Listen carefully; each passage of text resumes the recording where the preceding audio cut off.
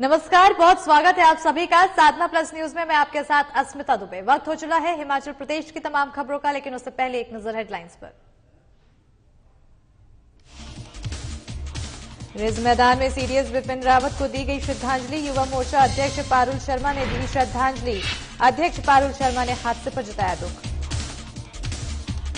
शीतकालीन सत्र का आज पहला दिन। सत्ता पक्ष और विपक्ष में तीखी नोकझोंक शुरू। विपक्ष ने सरकार के खिलाफ की नारेबाजी।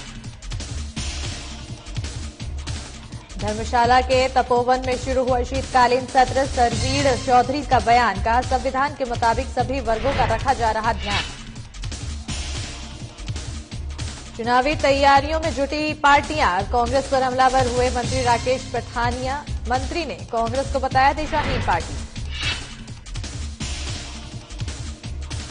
हेली टैक्सी की शुरुआत हुई। शिमला से मंडी धर्मशाला के लिए भरी उड़ान। 6 घंटे का सफर होगा सिर्फ 30 मिनट में पूरा। चलिए खबरों की शुरुआत करते हैं, जहां सीडीएस विपिन रावत समेत हेलीकॉप्टर क्रैश में जान गंवाने वाले 13 लोगों को आज अंतिम विदाई दी जा रही है। पूरे देश में इस हादसे में शहीद हुए सीडीएस विपिन रावत और अन्य जवानों को श्रद्धांजलि दी जा रही है। वहीं शिमला के रिज मैदान में बीजेपी जिला युवा मोर्चा ने सीडीएस विपिन रावत को श्रद्धांजलि दी है, जिस दौरान युवा मोर्चा के जिला अध्यक्ष पारुल शर्मा ने कहा है कि 2 दिन पूर्व तमिलनाडु में दर्दनाक प्लेन क्रैश में सीडीएस विपिन रावत समेत 13 लोगों का निधन हो गया है, जिस कारण पूरा राष्ट्र इस हादसे के बाद गमगीन है। 2 दिन पहले तमिलनाडु के कन्नूर में जो भारतीय वायुसेना का विमान हेलीकॉप्टर जो क्रैश हुआ, जिसमें देश के तीनों सेनाओं के सर्वोच्च सीडीएस विपिन रावत जी के साथ साथ 13 अन्य 12 सैनिक वो एक उनकी धर्मपत्नी जो शहीद हुए हैं, उन सबको एक दिल से श्रद्धांजलि देने के लिए शिमला की प्रबुद्ध जो जनता है उनके माध्यम से उनकी द्वारा कि किस तरह हम श्रद्धांजलि दे सकते हैं उनके लिए, इसलिए आज ये कार्यक्रम युवा मोर्चा शिमला ने रखा, ताकि आम जनता एक बार अपने जो हमारी तीनों सेना के सेना नायक थे उनको और उन शहीद सैनिकों को सच्ची श्रद्धांजलि दे सके। प्रदेश के सभी 12 जिलों में जिला केंद्र के ऊपर युवा मोर्चा के द्वारा ये श्रद्धांजलि कार्यक्रम रखे गए हैं, और ये श्रद्धांजलि कार्यक्रम सार्वजनिक जगह में इसलिए रखे ताकि अधिक से अधिक लोग श्रद्धांजलि दे सके। धर्मशाला तपोवन में शीतकालीन सत्र के पहले दिन माहौल काफी तनावपूर्ण रहा है। स्वर्ण आयोग के गठन की मांग को लेकर स्वर्ण समाज के लोगों ने विधानसभा के बाहर काफी देर तक प्रदर्शन किया है और मुख्यमंत्री को स्वर्ण आयोग का गठन करने की घोषणा पर मजबूर किया। मुख्यमंत्री ने स्वर्ण समाज के आंदोलनकारियों के बीच में जाकर मध्य प्रदेश की तर्ज पर हिमाचल में स्वर्ण आयोग बनाने का ऐलान किया। मुख्यमंत्री ने स्वर्ण समाज को आश्वासन दिया है कि आने वाले बजट सत्र में सरकार विधानसभा में संवैधानिक रूप से स्वर्ण आयोग के गठन को लेकर विधेयक लाएगी।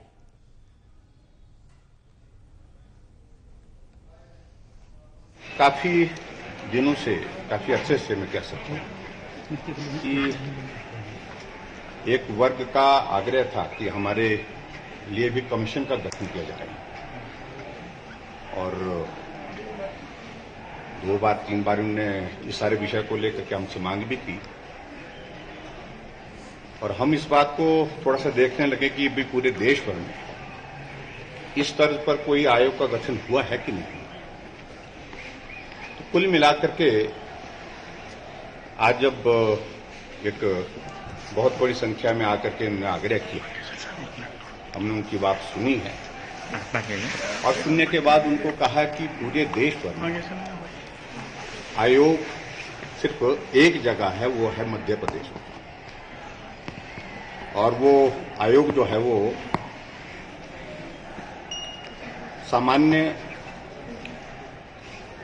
जाति वर्ग का जो है वो आयोग गठित है, और जिसको इनके ही जो नेता है रूमित, उन्होंने पहले भी इस बात के लिए आग्रह किया था कि उसी तर्ज पर, उस तर्ज पर जिस तर्ज पर मध्य प्रदेश में आयोग गठित किया गया है, उस तर्ज पर हिमाचल प्रदेश में भी स्वर्ण आयोग का गठन है।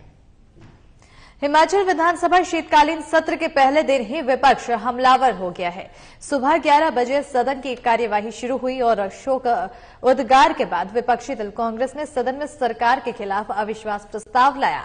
सदन में नेता प्रतिपक्ष मुकेश अग्निहोत्री, धनीराम शांडिल, मोहन लाल, रामलाल ठाकुर, आशा कुमारी, जगत सिंह नेगी ने सदन में अविश्वास प्रस्ताव रखा है। नेता प्रतिपक्ष मुकेश अग्निहोत्री ने सदन में कहा कि बीजेपी के बीते उपचुनावों में हार हुई है। जयराम सरकार जनता का विश्वास खो चुकी है। जनता सड़कों पर उतरकर धरना प्रदर्शन कर रही है। मुकेश अग्निहोत्री ने कहा है कि विपक्ष के पास 1/3 बहुमत है, बावजूद इसके अविश्वास प्रस्ताव स्वीकार नहीं किया गया है और न ही चर्चा की गई। इसी बीच विपक्ष ने सदन में जयराम सरकार के खिलाफ जोरदार नारेबाजी शुरू कर दी। मौजूदा सरकार के खिलाफ अविश्वास प्रस्ताव पेश किया। हम कांग्रेस के 22 विधायक हैं। हमें जो है माकपा के श्री राकेश सिंघा जी का समर्थन और ये 23 लोगों का जो है सिग्नेचर है और 1/3 MLA चाहिए थे ये अविश्वास प्रस्ताव मूव करने के लिए। हमारा नंबर पूरा है और इसके बावजूद जो है मोशन रिजेक्ट किया जा रहा है और जो है टोटलिटी के आधार पे, क्योंकि ये सरकार क्रेडिबिलिटी खो चुकी है, ये सरकार जो है अथॉरिटी खो चुकी है। प्रदेश की जनता ने इसको रिजेक्ट कर दिया है। अभी 4 इलेक्शन होके हटे, 4 के 4 में ये हारे हैं।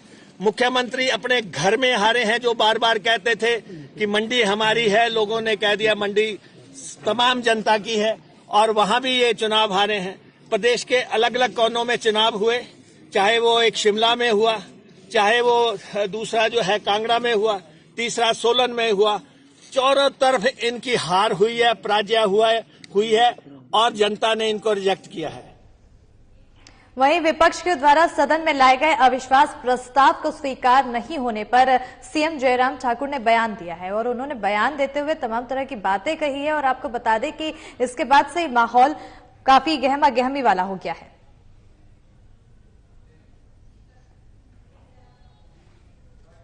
आज भी हम सदन के अंदर उनकी तुलना में लगभग दुगने के करीब है।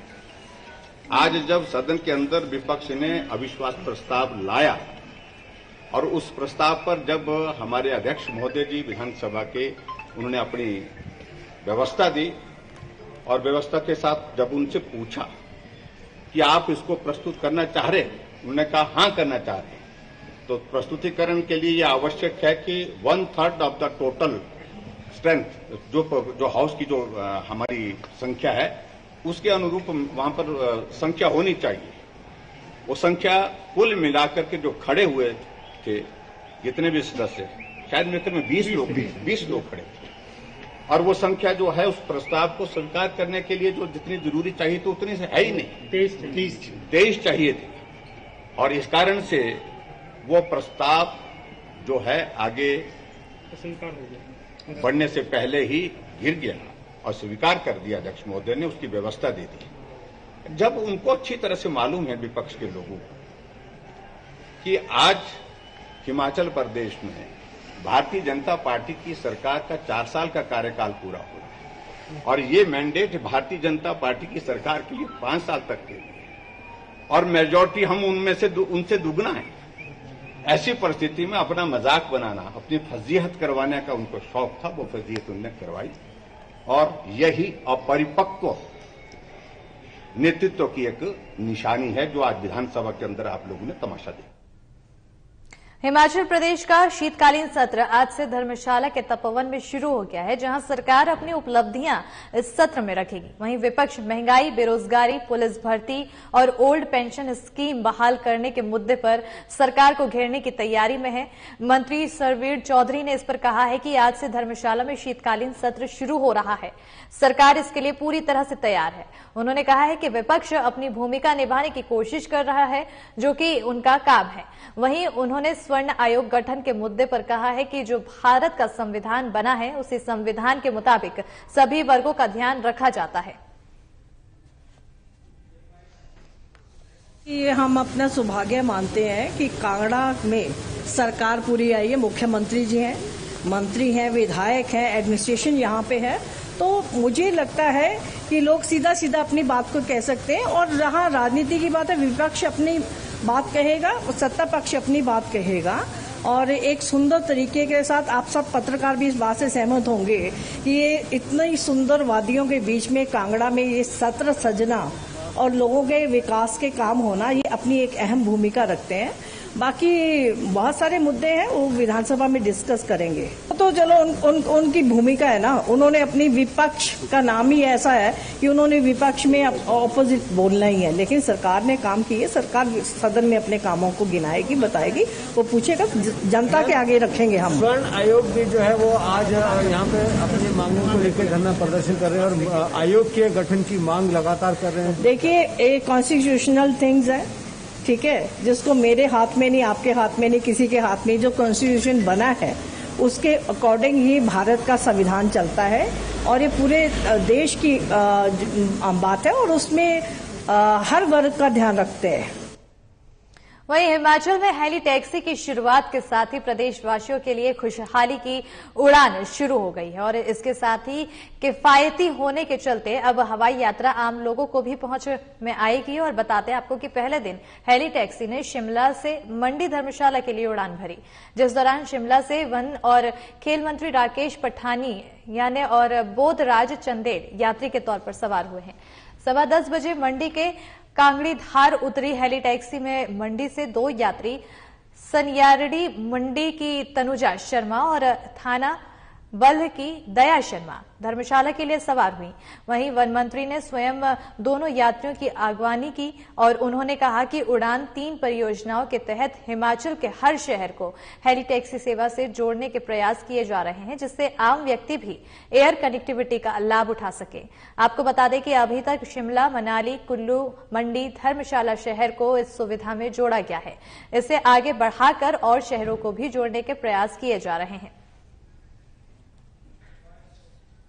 ये उड़ान 3 के तहत जो अब हिमाचल प्रदेश के हर शहर को जोड़ने का, अब रामपुर को जोड़ दिया गया है, धर्मशाला को जोड़ दिया गया है, शिमला को जोड़ दिया गया है और अब मंडी को जोड़ दिया गया है। इसको हम बढ़ा के आगे काफी शहरों तक लेके जाना चाहेंगे ताकि एक आम व्यक्ति भी जो है एयर कनेक्टिविटी का फायदा उठा सके। ये सारा विजन और ये सारी देन जो है वो आदरणीय हमारे लोकप्रिय मुख्यमंत्री जयराम ठाकुर जी की है। मैं उनको बधाई देना चाहता हूँ उनके विजन के लिए कि आज मंडी से पहली फ्लाइट शिमला से आई है और यहाँ से मंडी से अभी होती हुई धर्मशाला जाएगी। मंडी वासियों को तो एक और बधाई कि आप 6 दिन लगातार आपकी एयर कनेक्टिविटी होगी। आप शिमला से मंडी के लिए 6 दिन, सिर्फ संडे को छोड़ के 6 दिन यहाँ पे चॉपर जो है हर रोज आने वाला है। एक बहुत बड़ी कनेक्टिविटी मंडी के लोगों को बाकी प्रदेश के साथ से मिलेगी, इसलिए आपको सबको बहुत बधाई। विपिन रावत जी की दुखद हादसे के बाद जहां पे हमें combined chief of the defence services का दुखद मृत्यु कल हुई है, इस वजह से आज हम कुछ कार्यक्रम नहीं कर रहे और केवल एक सिंबॉलिक फ्लाइट के रूप में आज इसको शुरू कर। मैं यहाँ सनियारडी मोहल्ले से हूँ, मंडी से, और मैं धर्मशाला में कार्यरत हूँ।